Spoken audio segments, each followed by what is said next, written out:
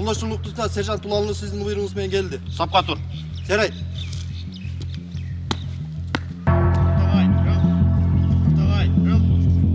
Адам. Да. 23 февраль атамекендик коргоочулар күнү. Беговат чек ара заставасында кызмат өтөп жаткандар бүгүн дагы күчүрмөн кызматта. 20-27 аскер бөлүгүнүн Беговат чек ара заставасы Өзбекстан Республикасы менен болгон мамлекет чек араны кайтарат.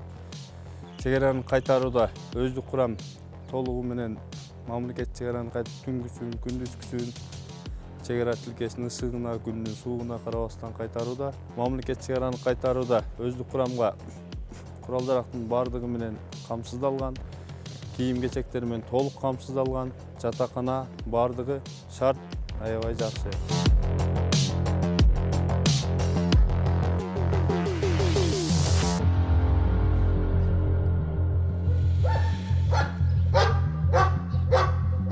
Аталган заставага ар башка аймактардан жоокерлердин келгенине 5 айдын жүзү болду. Жоокерлер бир күндүк тартибинде дене көнүгүүлөрүн жасап, сабактар боюнча практикалык машыгуулардан өтүшөт.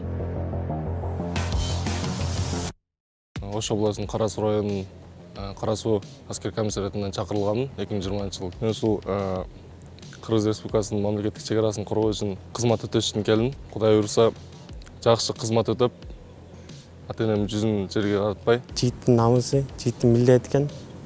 Милдетти аткаруу үчүн келдим.